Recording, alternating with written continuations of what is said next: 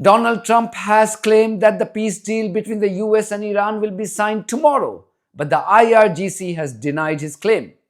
The illegal settler colony of Israel has reacted furiously to the reports of a peace deal between the US and Iran.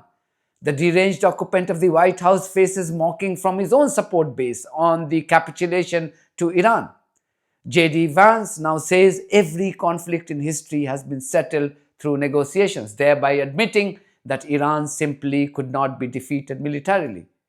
Iran reportedly brought a psychologist to their negotiating team because the Islamic Republic treats Trump as mentally ill. Demands to stop the upcoming Ireland-Israel match gain momentum as kneecap throw their weight behind the movement. Albanians remain determined to stop the illegal sale of their sovereign territory to the two dodgy family members of Trump. The US now faces new protest in the Philippines against the presence of its troops. This will be the broad focus of my video tonight. Also in this video, a group of brave Canadians grabbed the limelight for demanding a ban on Israel by FIFA during the ongoing World Cup football. So please stay tuned. So Donald Trump has claimed that the much-awaited peace deal with Iran will be signed tomorrow. This is how Sky News in UK reported the news. Let's bring you some breaking news now. A statement coming in from Truth Social, the social platform used by President Trump. This is what he says. Barack Hussein Obama's deal with Iran, the JCPOA, was an easy, beautiful, smooth road to a nuclear weapon, which Iran would have had 6 years ago and would have used long before now. My agreement with Iran is the exact opposite, a wall to no nuclear weapon. In fact, they no longer want a nuclear weapon, nor will they have one, either through purchase, development, or any other form of procurement.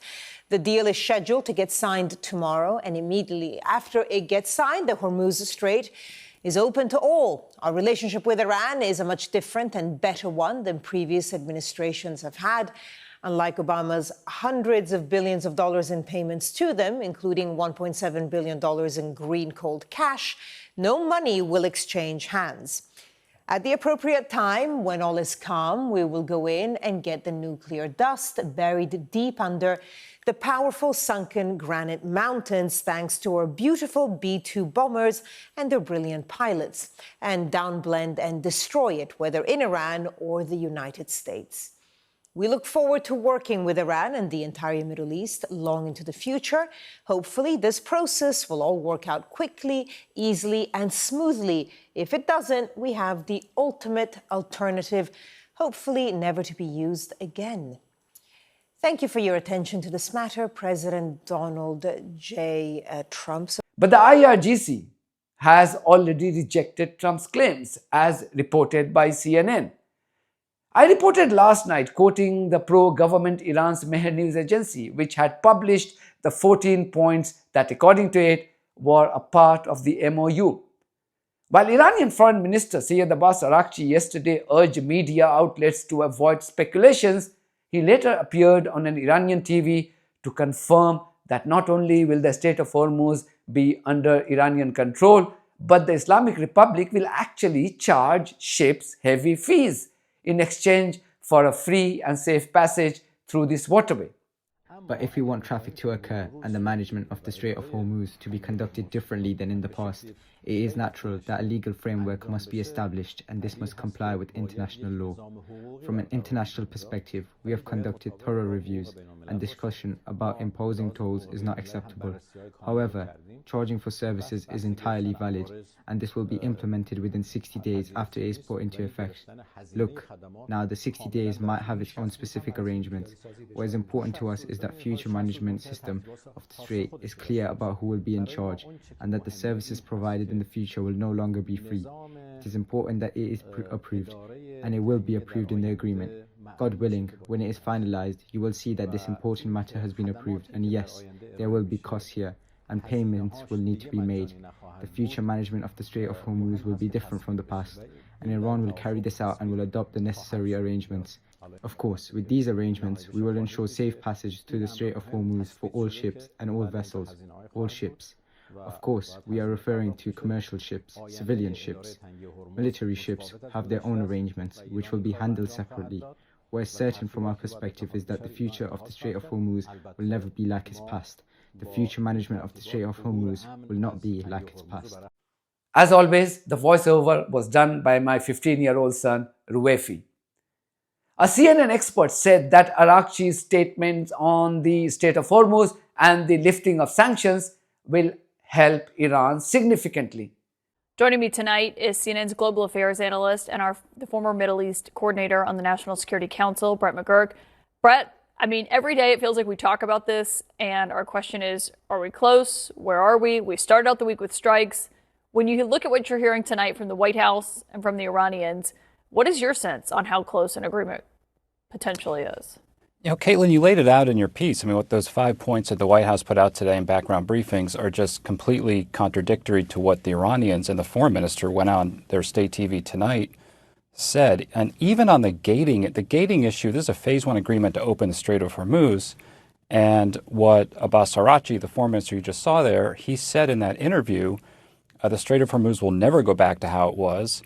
It'll never again be free of charge. Those were his words. And that it'll be controlled by Iran and Oman, and they will charge, he said, not fees, but basically, or not tolls, but maintenance fees. So meaning they'll be collecting revenue. Also, on all those issues that are kicked to this phase two, the nuclear, Caitlin, I mean, let's assume we get to the gating issue, Strait of Hormuz opens. The understanding from the Iranian side, and I think this is a good assumption, they'll be trading their oil again. There'll either be sanction waivers or an agreement not to enforce sanctions. And if you just add that up, even on conservative numbers, on just back of the envelope math, if Iran is exporting 1.5 million barrels a day, which they could do pretty easily, say the price is $100 a barrel, they're making $150 million a day, about $1 billion a week. And over the course of this 2-month phase one deal, that's $8 billion. It's highly unlikely, given that resource windfall they would get, that they're going to then make the hard commitments on the nuclear side in that phase two negotiation. So you said murky, that's right.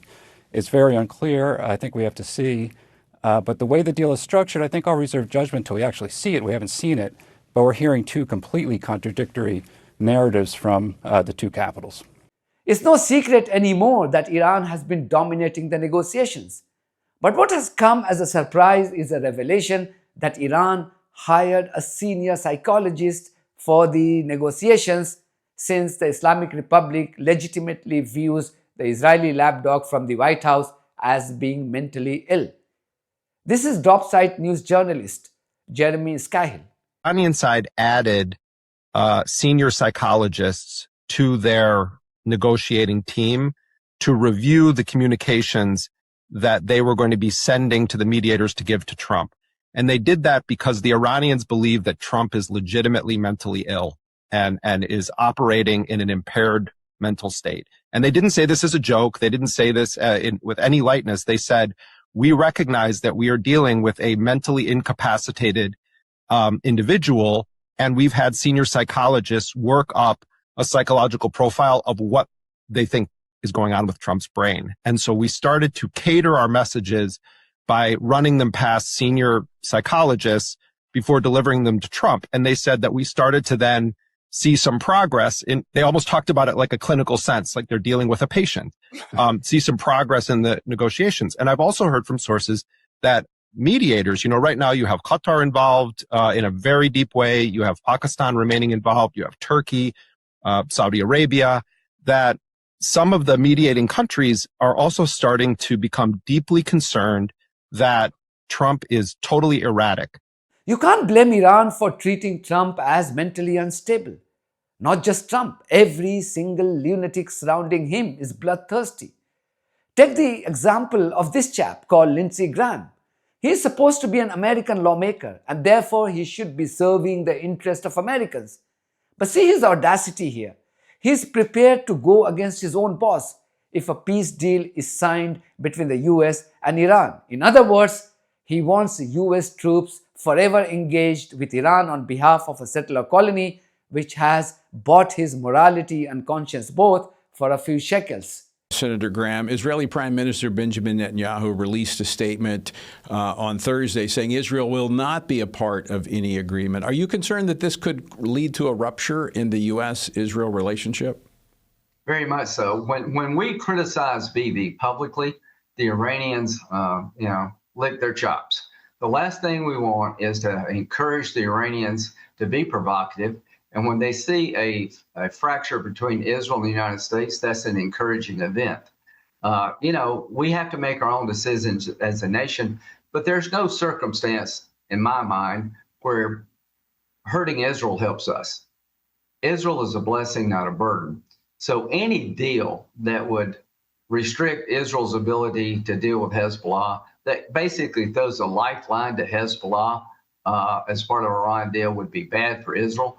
What about the missile program in Iran? What about continued support for terrorism by Iran? What's the consequences of that? Right. So there's a lot of details to be fleshed out. But Israel's concerned, and quite frankly, I am too. I hope for a good deal. I pray for a good deal. But if it's not a good deal, I will say so. Even Lindsey Graham's Israeli masters are not happy over the prospect of a peace deal between the US and Iran. This Israeli terrorist wrote a long post on Twitter in which he said that his genocidal settler colony will not abide by the peace deal and continue to murder innocent civilians in Palestine, Syria, and Lebanon. These are human devils for a reason. We will see if the deal is finally signed tomorrow. But this hasn't stopped members of American media from making fun of Trump, like this journalist from ABC TV. Agree never to have or make a nuclear weapon. But there is nothing new about that. In fact, in the very first paragraph of the nuclear agreement that was negotiated by President Obama more than a decade ago, Iran makes that promise. That was an agreement, of course, that President Trump tore up in his first term. And now that everyone is unanimous in declaring Iran the victorious, both in the battlefield and diplomatic negotiations, Trump's deputy J.D. Vance is making a desperate attempt to twist the narrative in their favor. He told Meet the Press program that every single conflict in history was resolved through negotiations. Kristen, this is how wars ultimately get settled. If you go back to World War II, if you go back to World War I, if you go back to every major conflict in human history, they all end with some kind of negotiation. Now the question is, if you are so wise now, what stopped you from not murdering innocent Iranians, including over 168 girls from an elementary school? Clearly, this clown himself doesn't believe in what he's saying. It's just a desperate face-saving exercise. But experts are convinced that this peace deal was no guarantee to peace in the region as long as the rogue settler colony is allowed to possess nuclear weapons and behave like Western countries' attack dog in West Asia. Listen to Professor Theodore Postel on the Going Underground program here. I do not think Iran is the big nuclear threat, is the big nuclear instability in the Middle East. Israel is. You have a leadership in Israel that is willing to push their country into a situation where their own military leadership is telling them, there are reports of this now, their own military leadership is telling Netanyahu, we are on the ropes. We cannot do any more. We are at the limit of what we can do. We're losing soldiers at a high rate. We're a small country.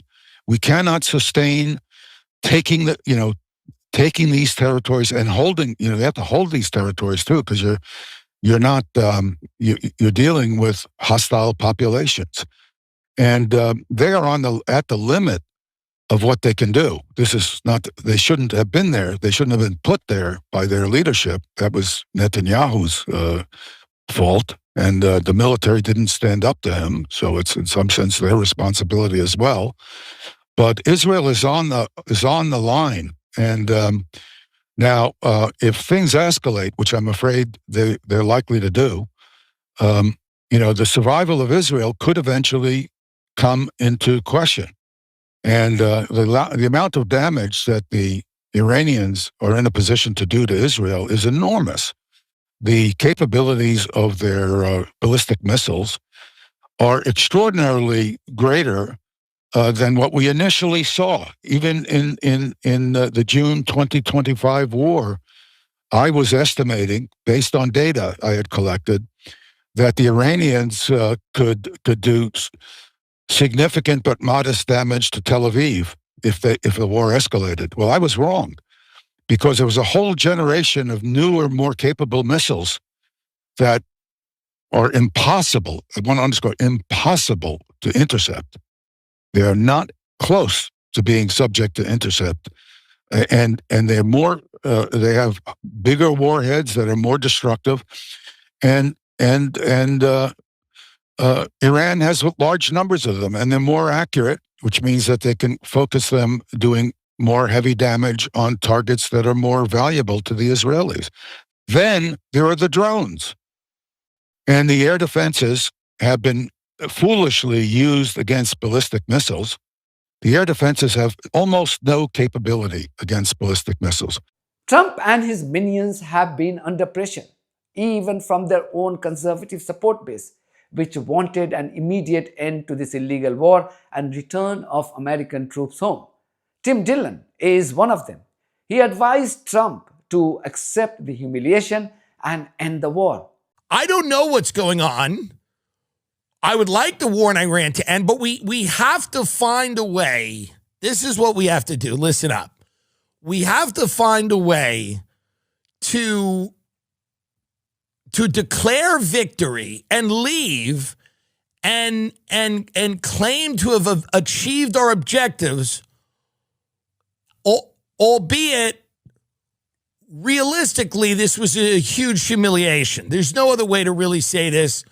Russian military analyst Stanislav Krapivnik says that Trump didn't have any plans before starting the illegal war, and he continues to have zero plans even during the negotiations. Look, you run scenarios. What's the worst case, best case scenario? Worst case scenario for the United States, well, Iran wins, and Iran takes over as hegemon in the region, and we get kicked out. That should have been at least one of the possible scenarios of what would have happened if we start a war. That's how things are done. The fact that everybody was focused on 3 days and it's over tells you that they have no plan. And now they still don't have a plan. This is not a great time to be Americans. Anti-American sentiments are on the rise globally. Not everyone is as cowards as Indians, who have no courage to even criticize the US even after the murder of its 3 citizens by the US military. India's clown foreign minister, Jaishankar, today simply tweeted informing us about his phone conversation with thug Marco Rubio. He must have been quite happy by the fact that he was granted an audience by his American master. These compromised Indians should learn from the people in the Philippines, where they fought with police during their protest against the presence of the US troops in their country.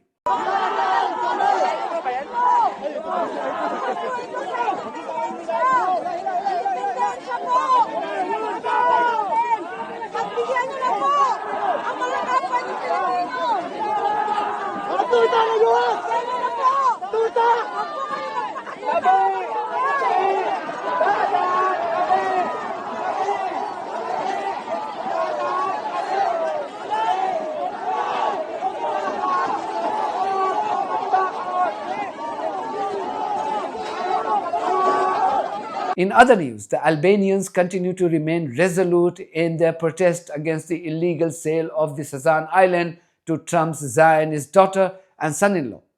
Elsewhere, more prominent names in Ireland have come forward to demand the cancellation of their national team's match against the genocidal settler colony of Israel later this year.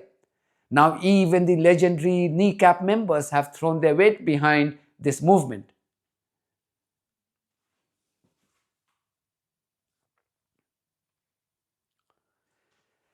How did it make you feel when you saw her talking about the island? I was mad because the island is ours, not hers. It's an unbelievable, beautiful 1,400-hectare private island in the middle of the Mediterranean.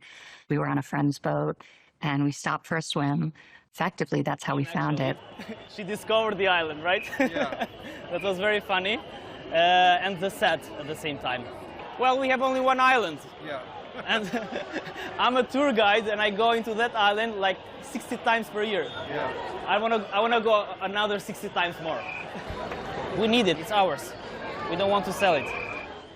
Elsewhere, more prominent names in Ireland have come forward to demand the cancellation of their national team's match against the genocidal settler colony of Israel. Now, even the legendary kneecap members have thrown their weight behind this movement. Irish people are so outraged about upcoming football games between Ireland and Israel that they're doing things like this.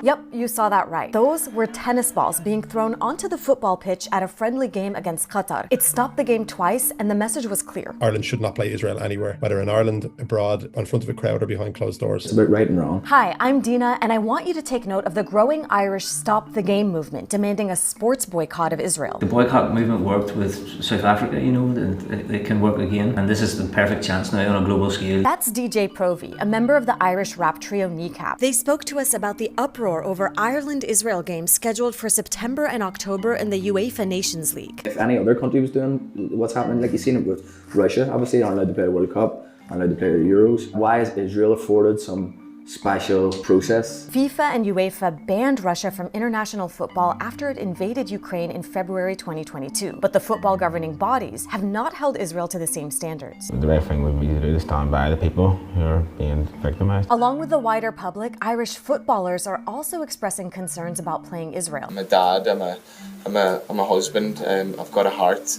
I know the difference between right and wrong. So are politicians. The Irish football team should not be playing Israel as it continues its genocide in Gaza. The Stop the Game movement has widespread support, with polls showing that over 74% of people want the games cancelled. We represent our people, the people of Ireland, so we've got to take that into account. There's been banners at more or less every single Irish Premier Division game. There's huge solidarity amongst League of Ireland clubs. Daniel is Kneecap's manager, and he's also the chief commercial officer of Dublin's Bohemian Football Club. There was a large-scale sports boycott in Africa. It's looked back on as something that formed part of the system of deconstructing apartheid, and the same applies to Israel today. Public backlash has already led to the Football Association of Ireland deciding to move Ireland's home game from Dublin to a neutral venue. Some members of Ireland's Football Association say that simply relocating the game out of Ireland is not enough. The correct position to take is to not play them at all. In November 2025, Ireland's Football Association submitted a request to UEFA to ban Israel for violating UEFA statutes. Israel's league includes teams from illegal settlements in the occupied West Bank. UEFA denied the motion and has since reiterated its regulations, which impose sanctions on teams that refuse to play scheduled games. If you're breaking FA rules, then you shouldn't be allowed to play in these games. On June 8th, Irish lawyer Dara Mackin issued a legal notice to government ministers and the Irish bodies responsible for the games. It warns court proceedings could soon begin to ensure Ireland's participation meets human rights obligations. If Ireland pulls out of the Israel games, it could lose 6 points in the competition and face possible fines. As the Stop the Game movement grows, the Irish Football Association stands accused of crossing the picket line, while the government is accused of failing to listen to the will of the Irish people. Football is about community, and our community stands against genocide. I will now leave you with this short but beautiful clip from Canada, which is one of the hosts of this year's World Cup football. Just before Canada's first group match against Bosnia and Herzegovina, a group of brave activists decided to raise a massive banner calling the FIFA to kick Israel out of the world football fraternity. Canada, not many of you would know, was the first country I visited as a teenager. I had the privilege, an absolute honor, to stay there for nearly 6 months with a Canadian host family in Sudbury in Ontario. I even worked at the Great Science North. If you are watching this video from Ontario or Sudbury in particular, then do drop a comment. I made lifelong friends in Canada during my stay 30 years ago. I visited them again in 2024, and I will be coming there soon. So it feels special when I see Canadians taking a bold stand in favor of humanity. Watch this clip.